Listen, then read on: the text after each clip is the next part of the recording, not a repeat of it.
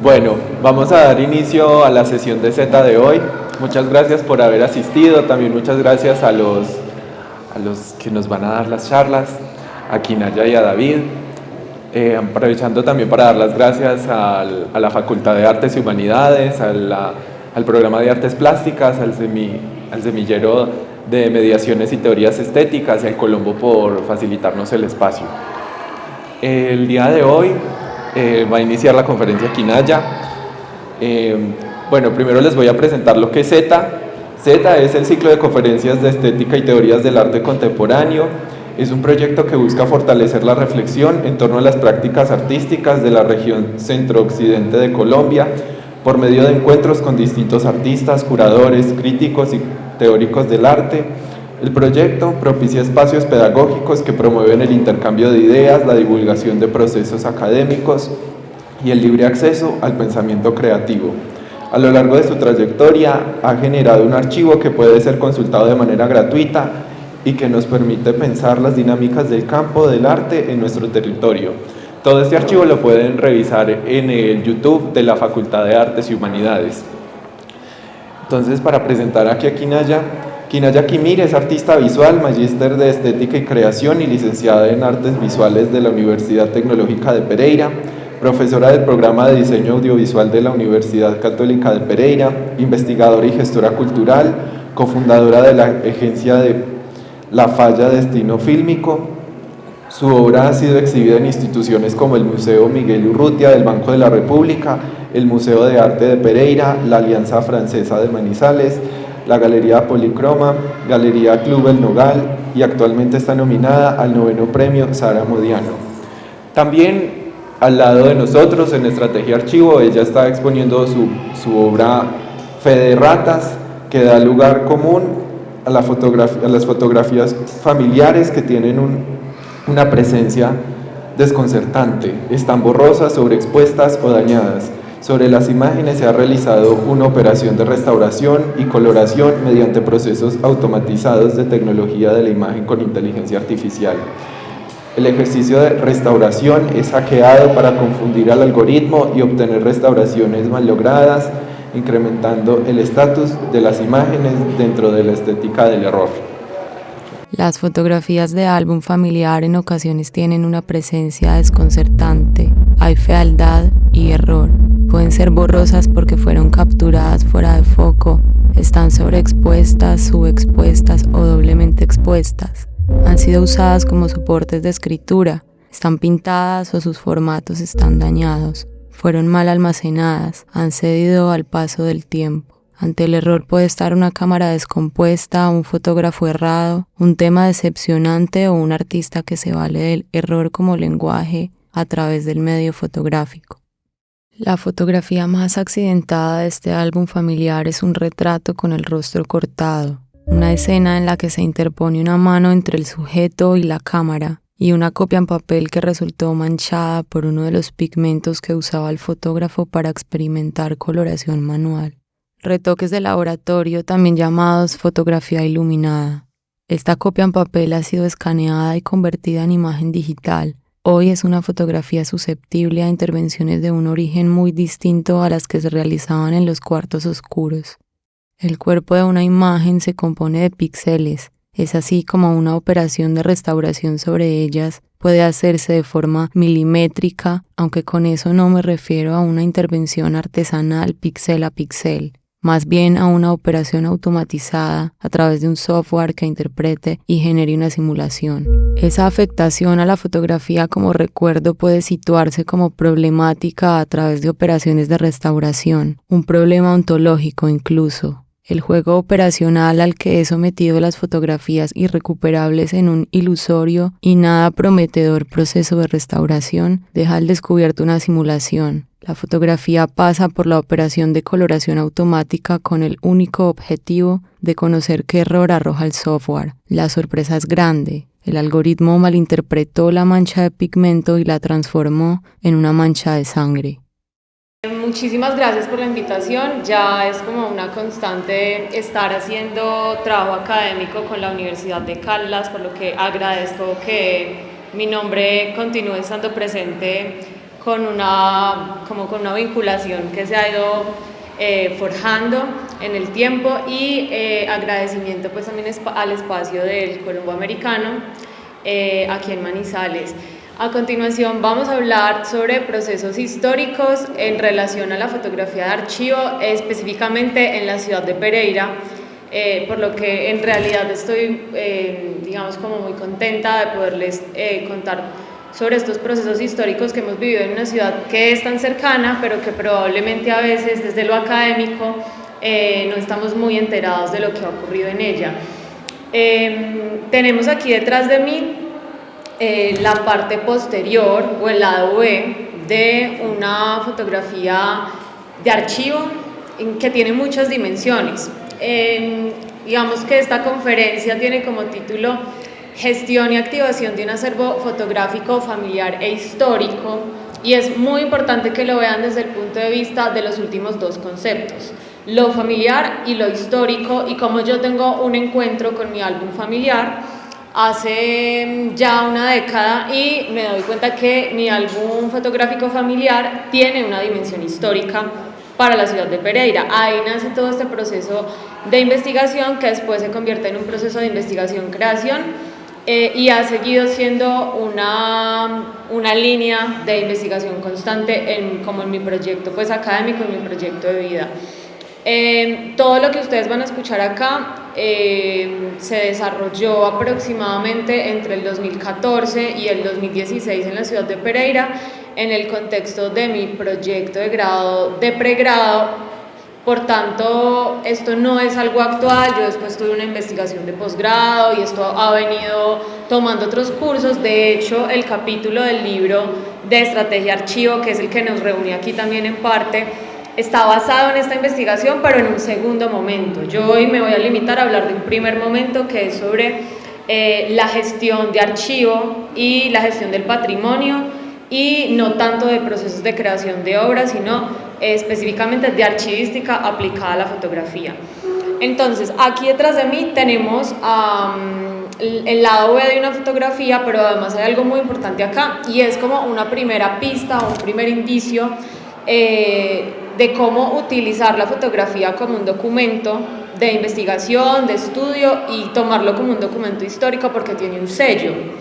Las fotografías no solamente tienen información muy relevante en su lado A o en su cara, pues a través de su imagen, sino que posteriormente tienen muchísima información. Hoy en parte yo les voy a dar muchos instrumentos y herramientas de investigación que pueden ser usadas para que ustedes también tomen como recurso de investigación en algún momento, no solo archivos fotográficos, sino incluso el propio álbum familiar de ustedes mismos. Algo que no tiene la fotografía digital, pero que tiene este tipo de fotografía cuando la conservamos en físico, y es este tipo de información.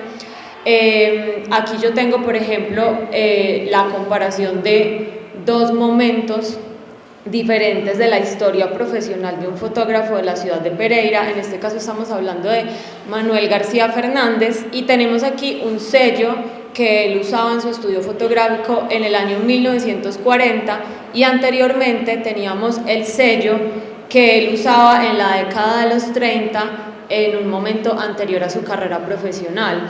Todo lo que vamos a ver acá son fotografías, como les decía, tanto de mi álbum familiar como del álbum fotográfico familiar de este fotógrafo que es Manuel García Fernández.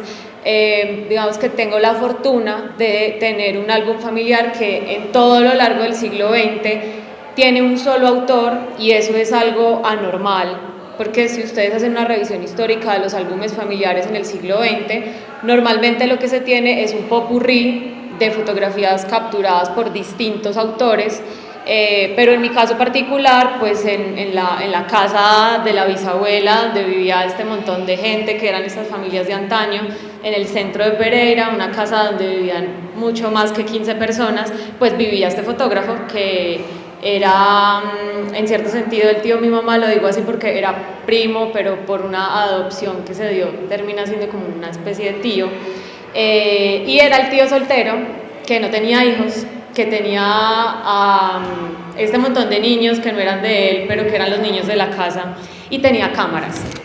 Vamos a hablar entonces como de la historia de vida y profesional de Manuel García Fernández, y vamos a hablar de cómo hay un montón de instrumentos que vienen del área de la archivística, de la bibliotecología, pero que cuando son aplicados al área de las artes visuales y en específico de la fotografía, pues nos regalan muchísima información. Entonces, inicio con estos dos sellos y voy a empezar como con el primer momento de esta charla. Este primer momento, que para mi proyecto de grado se llamó Fundamentos para la gestión de archivos fotográficos, es en donde me detengo para que hablemos en términos conceptuales. Entonces, lo llamo en términos de archivística. Naturalmente, en el lenguaje coloquial no hay una diferenciación muy técnica sobre cómo nombrar las palabras colección, acervo, archivo, y una bastante importante que es la de acervo. Entonces, empecemos por la palabra acervo. En el 2014 yo era una estudiante de artes visuales, iba como en la mitad de la carrera, y yo me di cuenta que lo que yo tenía en mi poder era alrededor de 600 fotografías en papel, copias en papel. ¿Ustedes me siguen escuchando bien? 600 fotografías, copias en papel, pero que estaban en completo desorden, sin inventario, sin sistematización, pues lo natural para un álbum familiar. Si quien tiene un Excel de su álbum familiar, pues yo, pero no todo el mundo, ¿cierto? En ese momento, pues el Excel que les digo no existía. Yo me di cuenta que lo que tenía no se llamaba colección, no se llamaba archivo, pues se podía llamar álbum, claro, álbum familiar, pero digamos que en términos de archivística esto se llamaba acervo. Tenía también patrimonio, podemos llegar a esa denominación o a ese concepto, era el patrimonio de mi familia, y lo que empecé a hacer fue a localizar a lo que generalmente son mujeres de la familia que han tomado pues ellas mismas la bandera de ser como las archivistas, y de empezar a salvaguardar lo que otros no quieren, pero que se convierte como en una memoria familiar y en tanto pues patrimonio. Estas mujeres además empezaron a ser muy generosas porque vieron en mí, digamos, como el mérito técnico y académico de querer acumular, pero ya en un sentido más juicioso, y decidí hacer de mi proyecto de grado, de pregrado, pues como un espacio para trabajar durante muchas horas, días, semanas y meses en la sistematización de ese álbum familiar. Me doy cuenta que al aplicar un montón de técnicas, herramientas e instrumentos que venían del mundo de la archivística, yo estaba logrando que ese acervo en desorden se convirtiera en una colección, y al usar recursos del mundo digital y de lo web, sobre todo como de la internet, para hacer que esto se convirtiera en algo de acceso público, además libre de consulta y de derechos, lo convertí en un archivo, porque el concepto de archivo ya aparece cuando hay orden en la colección, o sea, pasé de acervo a colección, pero además es importante mencionar que cuando hablamos de archivo, hablamos de algo que es consultable, o sea, es un servicio, un archivo es una unidad de servicio, y pues podemos tener un acervo en orden, o sea, una colección, pero si esto no está abierto a la consulta, como muchas veces ocurre, pues lo que se tiene es una colección, y no un archivo. En este sentido, yo me valí de las estrategias web para que esto se convirtiera en algo de libre consulta, y de, pues, como de todas las estrategias de posicionamiento en internet, para que fuera a googlear algunas palabras que tuvieran que ver con Pereira, fotografía de archivo, fotografía histórica, y llegar a estas imágenes que están colgadas en Flickr, que normalmente es como la herramienta digital que se usa para alojar este tipo de cosas. Casi todas las bibliotecas del planeta tienen sus archivos alojados en Flickr. y en Flickr están alojadas en altísima calidad y además aparece pues como libre de derechos para que puedan ser usadas. En ese sentido, muchas personas cuando hacemos consulta en web pues han no solo citado sino remixeado estas imágenes y en este momento pues están al servicio de muchas otras personas. Estoy hablando de este tipo de imágenes. Esta es mi abuela y el tipo de imágenes que vamos a ver son en parte este tipo de fotografías que son las comunes en el álbum familiar. En cierto sentido, generalmente hablamos de retratos o fotografías sociales o grupales. Bueno, los archivos como patrimonio. Entonces les decía, parte importante para entender todo esto es entender, digamos, como el concepto.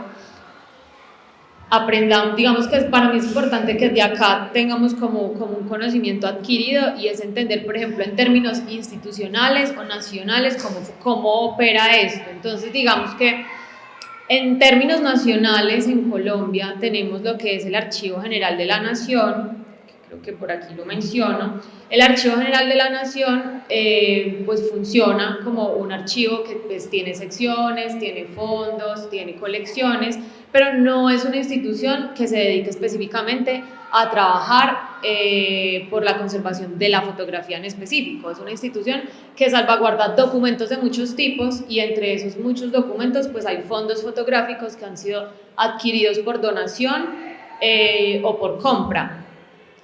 Cuando un documento llega a ser parte del Archivo General de la Nación, normalmente ha pasado por por una clasificación diferente y es que se dan cuenta pues que son archivos de interés nacional o de interés histórico y por eso pues llegan a ser parte en cierto sentido del Archivo General de la Nación. En México, lo mencionaba creo que por aquí arribita, pues digamos como para atender un contexto mucho más general, en Latinoamérica es en donde existen la mayor cantidad de instituciones, tanto públicas como privadas, que se dedican a este tema y nos llevan años luz porque allá no tenemos solamente, digamos, allá no tienen Archivo General de la Nación, sino archivo específico para un montón de temas, pero además de manera muy localizada y regional hay archivos fotográficos. Y está mucho más naturalizada la idea de que los grandes álbumes de familia se conviertan en fondos fotográficos que tienen un archivo, digamos, con servicio abierto al público. En Pereira, cabe mencionar que tanto en Pereira como en otros lugares del país hay una institución que ha ayudado demasiado a que los fondos fotográficos no desaparezcan y es el Banco de la República en su área cultural. En Pereira, desde los años 90, el Banco de la República hizo la adquisición de más de 10.000 unidades en papel y en negativo de la colección de este fotógrafo de Manuel García Fernández. Por tanto, casi la totalidad de la obra de este fotógrafo pues, es propiedad del Banco de la República y gracias a esa adquisición en Pereira en los años 90 la Biblioteca del Banco de la República tuvo su, digamos como su unidad regional de investigación. Durante mucho tiempo esas 10.000 fotografías de las que les hablo pues estuvieron abiertas como acceso al público, como fuente de investigación, pero más adelante esto dejó de ser así y ahí como que hago puntos suspensivos.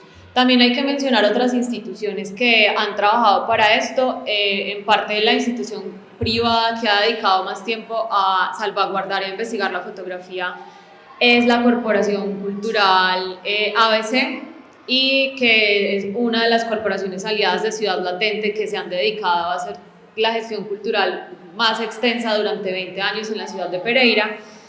Y hay que mencionar que desde 1963 se habla como del primer gran gesto que tuvo alguien en recopilar información fotográfica de muchas fuentes y creó la primera gran exposición en Pereira.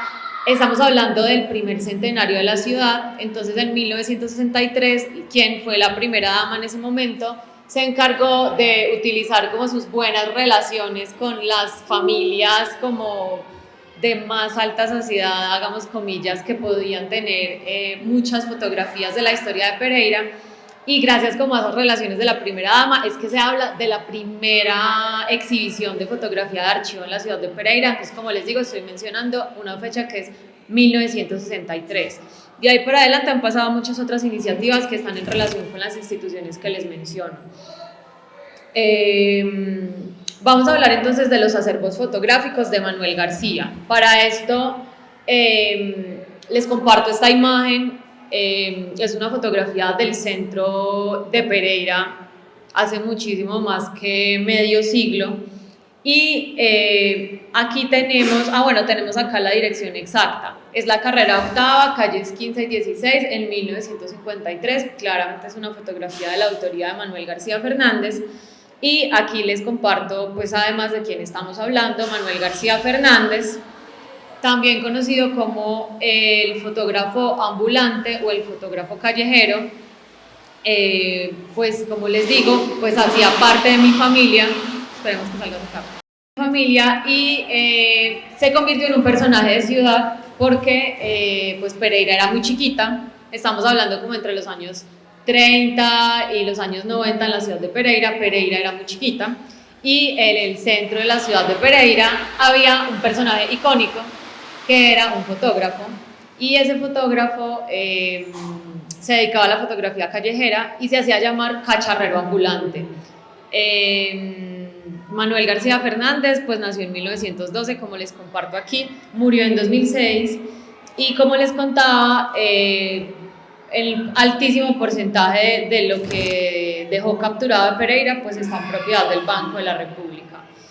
Esta es una cita bien importante que tomo para que conozcamos, digamos, como la relevancia de la obra de él en la ciudad de Pereira y nos dicen, recordemos que el archivo gráfico de Manuel García constituye una de las memorias más completas que existe sobre la historia de Pereira. Parte de este archivo fue adquirido por el área cultural del Banco de la República en 1999. En parte estaban buscando frenar el tráfico de reproducciones iniciado por comerciantes del arte y la fotografía, quienes de manera ilícita se lucraban de las placas y los negativos originales puestos en circulación por el mismo autor o personas cercanas a este.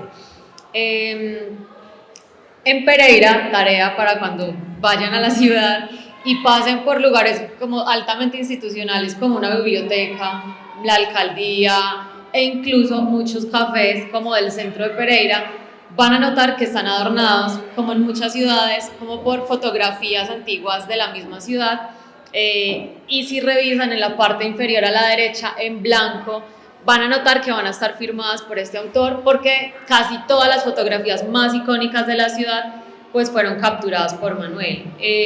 Me voy a adelantar acá un poquito, de hecho, para mostrarles una de esas fotografías que se me perdió.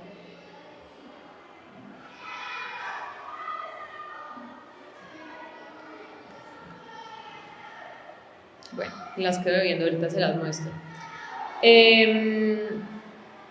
Vamos por acá. Entonces, estamos hablando del legado fotográfico. La tengo acá. Este tipo de fotografías. Súper icónicas, adornando cuanto lugar quiere hablar de memoria en la ciudad de Pereira. Fotografías normalmente que muestran las carreras séptima y octava de la ciudad de Pereira, que entre las calles 14 y 24 eran como el perímetro urbano o el trazado principal que existió de la ciudad, que para quienes hayan caminado Pereira pueden reconocer por como 3 grandes plazas o parques que hay. Este es el parque, el lago Uribe Uribe, que ya no se ve de esta manera desgraciadamente, pero sigue siendo un lago muy grande.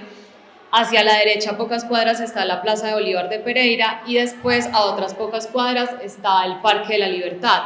Entre estos 3 parques y las carreras entre los que están, que son la séptima y la octava, pues se desarrolla casi toda la historia de Pereira y en parte todo ese legado fotográfico tiene como pistas urbanísticas y arquitectónicas de cómo se habitaba la ciudad en aquella época y por tanto pues se convierte en un documento histórico bastante relevante. Vuelvo a la presentación. Entonces, vamos a hablar antes de llegar a la colección familiar, de un concepto o un término archivístico bastante importante que yo no mencioné anteriormente, y es el concepto de fondo. Cuando se menciona la palabra fondo o el concepto fondo, para hablar de los distintos orígenes que puede tener el legado, el patrimonio, o qué tan fragmentado inicialmente estaba un archivo. Ustedes pueden hacer un ejercicio y es recordar cuando han ido a una biblioteca, y normalmente en una biblioteca está dividida por secciones de temáticas, de ciencias sociales, arte, arquitectura, pero además normalmente en una biblioteca hay otras secciones que tienen como nombre una familia o el nombre de una persona. Generalmente dice fondo donado por la persona tal. Esa palabra fondo habla específicamente de que hay una gran colección o una gran cantidad de unidades que vienen de un mismo origen, que en este caso pues son orígenes familiares. Entonces digamos que la colección fotográfica de Manuel García está partida en varios orígenes o en varios fondos. Hay un gran fondo que es el principal, que es propiedad del Banco de la República. Hay otro fondo que es el que está en mi poder o en mi administración, que es el del núcleo familiar principal, y hay un tercer fondo fotográfico que viene de la ciudad de Cali y que tenía como su primo favorito, a quien él le hacía llegar fotografías regaladas todo el tiempo.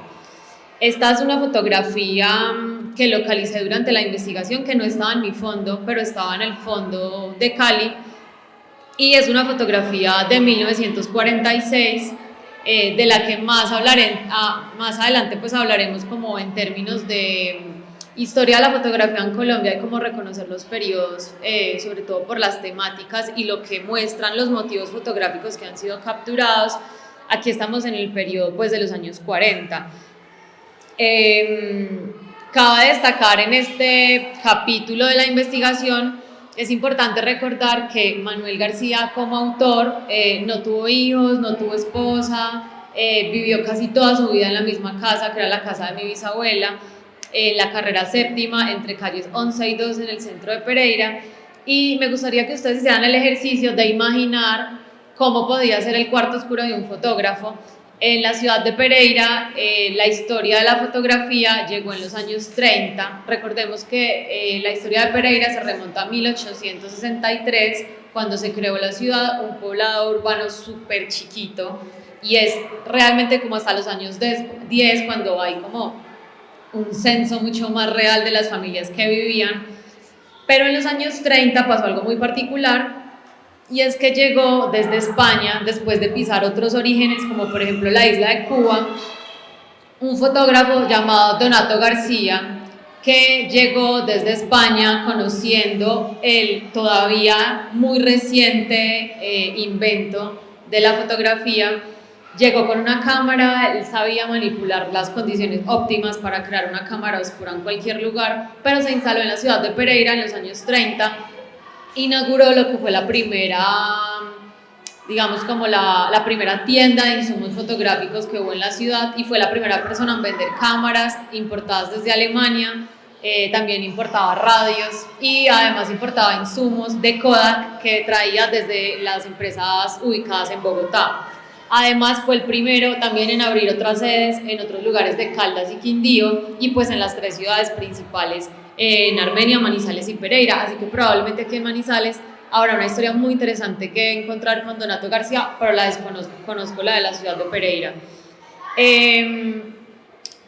Cuentan que era bastante interesante pasar por la calle Séptima, donde Donato García tenía digamos como la tienda fotográfica, porque él había comprado un proyector de acetatos, y ese proyector de acetatos lo ponía a proyectar hacia digamos como las vitrinas exteriores de la tienda con, digamos como con transparencias de fotografías de la ciudad de Pereira, y eran como unas fantasmagorías muy bonitas que él creaba en las vitrinas, y las personas de noche podían acercarse a las vitrinas y ver como proyecciones de las fotografías de la ciudad, y creaba como una especie de encantamiento para atraer clientes. En la época también se utilizaban los cines de la ciudad, y entre las películas se mostraban publicidades para ir a la tienda de fotografía. Entre esos, pues Manuel García se enteró que había una tienda de fotografía que era la de Donato García, comparten apellido pero no origen familiar, y fue Donato García quien le enseña a Manuel García a usar cámaras y a usar un cuarto oscuro. Después Manuel García adquiere su primera cámara a manera de préstamo, Donato no le cobró inicialmente, y en la casa de mi bisabuela él tenía como un pequeño cuarto con un mezzanini, y él decidió que él se iba a pasar a vivir a ese mezzanini, básicamente era un colchón, y utilizó el resto del cuarto para que fuera su cuarto oscuro. Condiciones bastante tóxicas, pues reconozcamos que un cuarto oscuro es absolutamente el lugar de la química. Entonces pues él vivía entre 3 grandes compuestos químicos que nunca debió tener tan cerca. No sé cómo repercutió en su vida, pero pues murió de cáncer, así que en algún momento podremos enlazarlo. Pero pues ustedes saben, o no sé si han escuchado historias de fotógrafos de época que normalmente morían en condiciones de locura por inhalar pues, químicos supremamente tóxicos. Este cuarto oscuro pues era súper artesanal, pero con el tiempo pues fue siendo un poco más tecnológico, y pues fue bastante particular. Ahí está mi abuela en embarazo de su primer hijo, tuvo 7 hijos, y esos 7 hijos que salieron de esa barriguita se paseaban por ese cuarto oscuro jugando y entendiendo cómo funcionaba la fotografía desde que eran niños, incluyendo mi mamá, que me ha contado un montón de historias.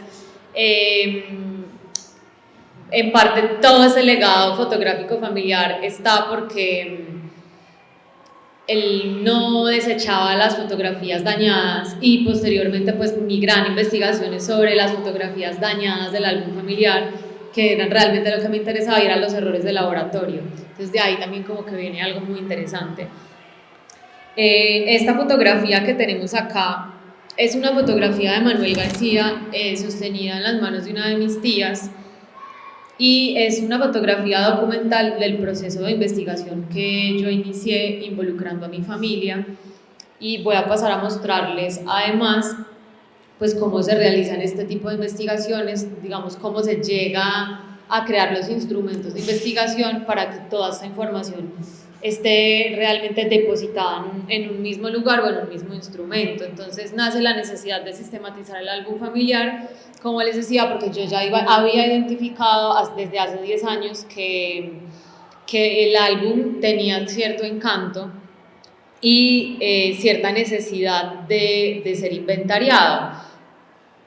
Esto que ustedes ven acá es otra de las fotografías en su lado posterior, y en parte la necesidad de ser inventariado venía no solo por el daño ambiental y físico que tenían las fotos, es decir, humedad, hongos, rayaduras, dobleces y pegamento, sino que en la parte posterior habían sido fotografías que habían sufrido el uso infantil de las fotografías, porque cuentan pues que mi abuela, teniendo 7 hijos en casa y cajadas de fotografías dañadas, pues encontraba papel disponible para que los niños rayaran, y pues en las fotografías hay todo tipo de información familiar supremamente valiosa.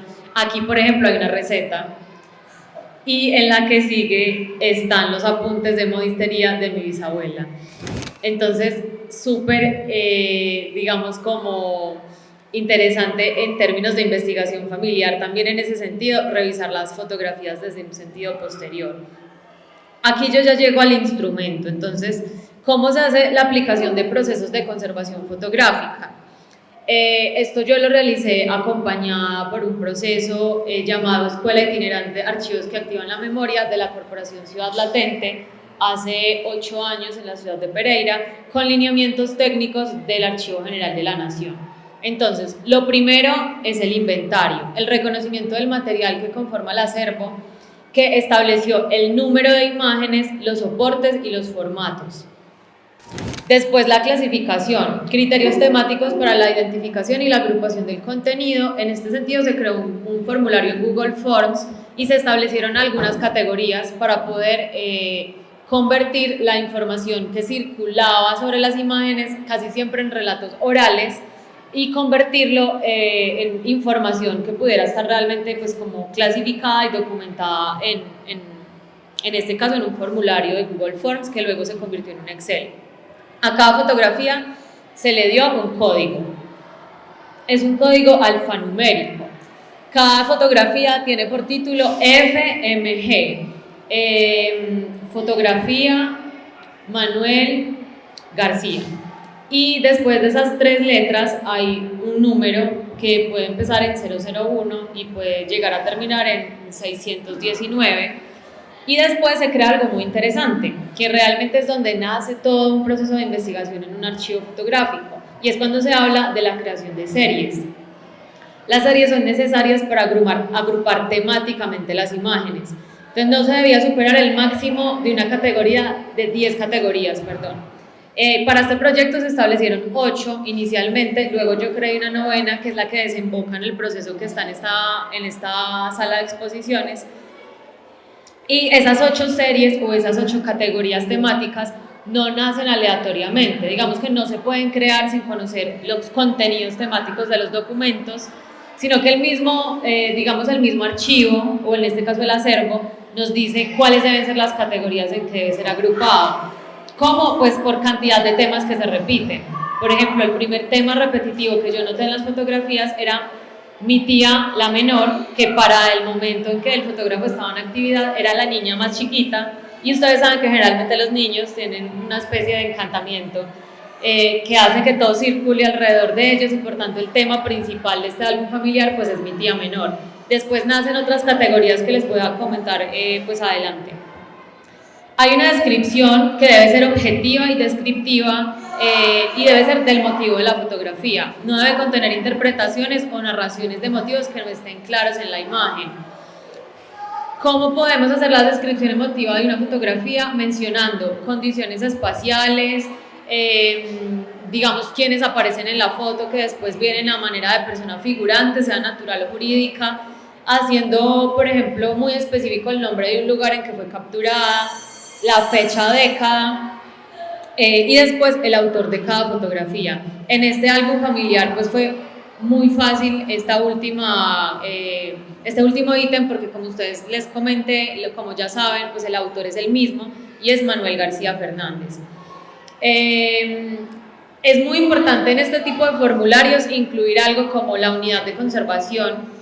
En este caso, saber en dónde están las fotografías, ¿cierto? En mi caso, pues están en sobres, dentro de cajas, porque han sido almacenadas con condiciones como las que pide o lineamientos del Archivo General de la Nación. Pero, por ejemplo, cuando hacemos este tipo de procesos o este tipo de proyectos, yo lo aplico como docente universitaria con mis estudiantes de la Universidad Católica de Pereira, y casi todos ellos hablan de unidades de conservación que son digitales.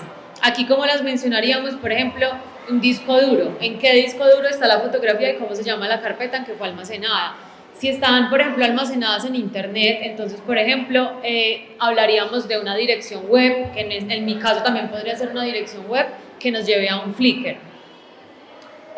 Vamos a hablar, por ejemplo, de soportes, si la copias en papel, un negativo, un digital, la cromía, blanco, negro, sepia. En mi caso hay una cromía distinta y son fotografías pintadas a mano, porque pues el fotógrafo incluía ese tipo de experimentaciones.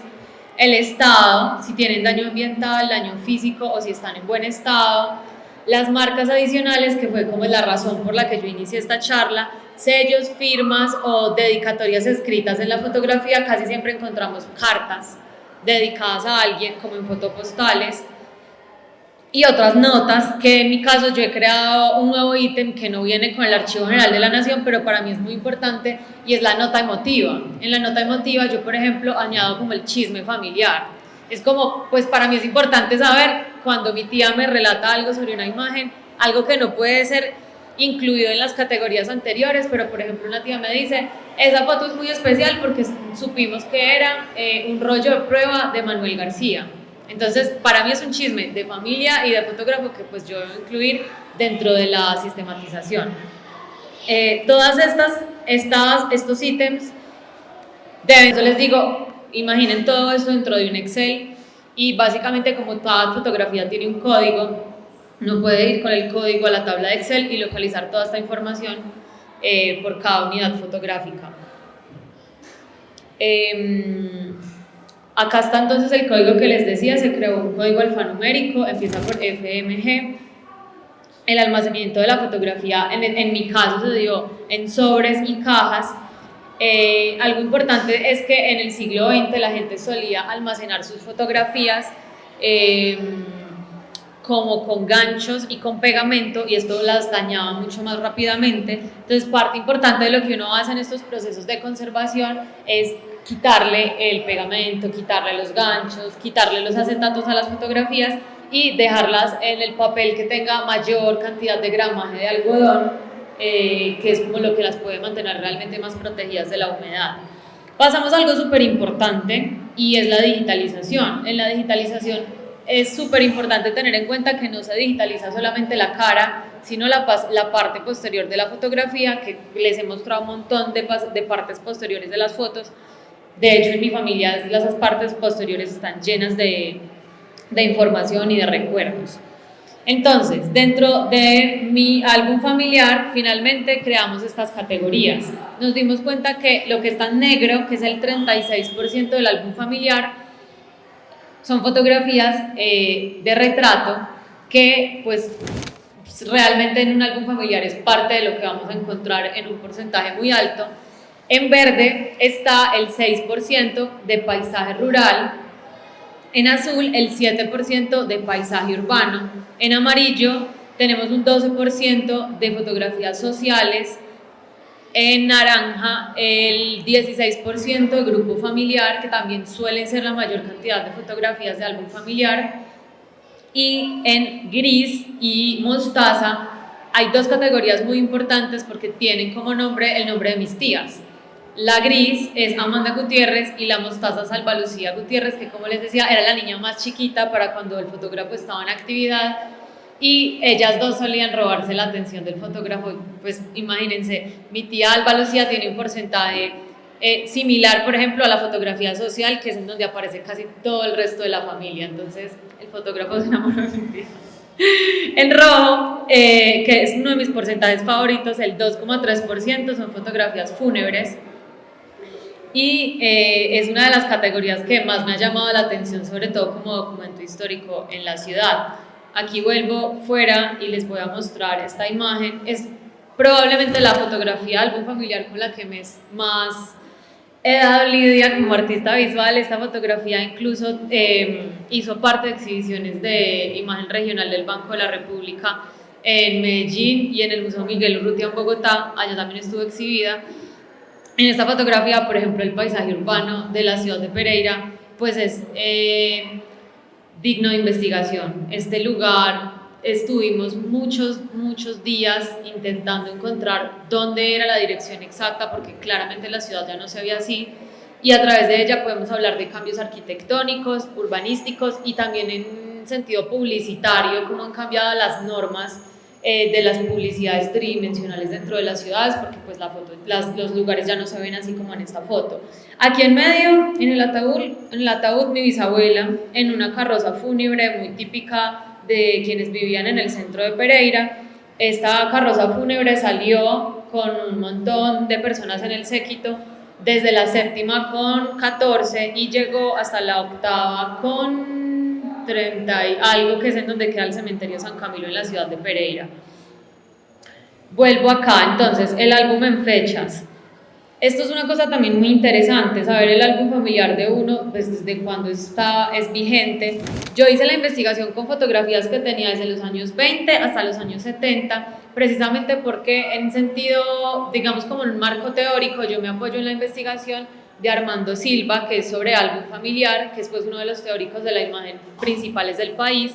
Y Armando Silva habla de grandes periodos de la fotografía en el país. El primer gran periodo que viene desde la creación o el invento de la fotografía hasta los años 40, y ese es como el primer gran momento de la fotografía, que en el caso de mi álbum familiar las fotografías ahí pues también tienen un alto porcentaje. En un segundo momento de la historia de la fotografía en el país venimos desde los años 40 hasta los años 70, que es ya digamos las fotografías dejan de ser retratos de estudio, y en este tiempo, que son los años 40, 50, 60, son fotografías que suelen tener motivos un poco más festivos como matrimonios, primeras comuniones, este tipo de cosas, pero después de los años 70 hay un último periodo de la fotografía que yo incluso no investigo acá, que para todos seguramente será igual, y es cuando todos en nuestras familias tienen la posibilidad de comprar dispositivos tecnológicos para captura fotográfica, porque se popularizan como las cámaras piscineras o las cámaras mucho más automáticas y baratas que la gente puede comprar, y los álbumes familiares se transforman mucho en la década de los 70, 80, precisamente porque ya no son fotografías capturadas por profesionales, sino fotografía amateur, y los motivos cambian demasiado. De hecho, ahí aparece, por ejemplo,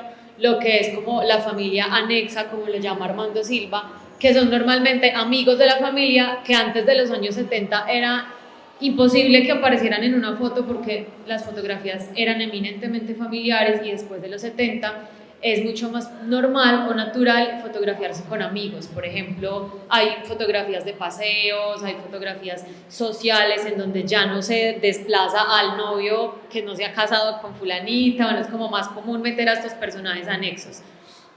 El estado de los archivos, pues para finalizar, me di cuenta que en mi álbum familiar teníamos el 83% de daño ambiental, el 93% de daño físico y solo el 3% estaban completamente en buen estado, así que alerta, porque probablemente ustedes también en sus familias tienen estos porcentajes así de altos, y pues puede ser el momento para que tomen este llamado de atención y hagan algo con eso. Este tipo, por ejemplo, de peladuras son muy comunes, o dobleces que van destruyendo la imagen frontal. Finalmente yo me enamoré de las imágenes con error, no solamente pues los errores que produce el tiempo, sino los errores que vienen desde el cuarto oscuro, en este caso por regueros de pintura. Me enamoré de las fotografías que el tiempo ha borrado, pero que además fueron desenfocadas desde su captura. Y gracias pues a esas fotografías yo creé como una última categoría que se llama Fe de Ratas, que son todas las fotografías que están dañadas en mi álbum familiar y que le dan como nacimiento al capítulo que escribo en Estrategia Archivo. Pues finalmente no vale nada de lo anterior si no se piensa como en estrategias de circulación de las colecciones fotográficas. Pues por tanto los invito a que apliquen todos estos, digamos, como instrumentos que les he compartido en sus álbumes familiares, pero parte importante es la circulación. Como les cuento, algo muy popular que se utiliza desde las instituciones grandes son las cuentas de Flickr, que Flickr además nos regala una enorme cantidad de almacenamiento, y es como una de las webs que se esmera más por mantener las condiciones originales de las fotografías. Esa puede ser una buena estrategia para que ustedes escaneen los álbumes familiares, las digitalizaciones las reúnan todas en una misma unidad de servicio que podría ser una cuenta de Flickr, y ese enlace de la cuenta de Flickr hacerlo público con la familia para que ya no sea solo una tía pues la que albergue el acceso pues como a las fotografías familiares, sino que se convierta en una unidad de servicio y pues pongan en circulación sus propias colecciones fotográficas. Bueno, con eso termino. Todo esto fue no solo por el álbum familiar, sino por la necesidad de seguir haciendo visible el trabajo de alguien que fue tan importante para el siglo XX en la ciudad de Pereira como fue Manuel García Fernández, y pues que se mantiene vigente no solo a esta investigación, sino al interés de muchas otras personas en el mundo de la academia en el eje cafetero por investigar la historia de la fotografía. Gracias.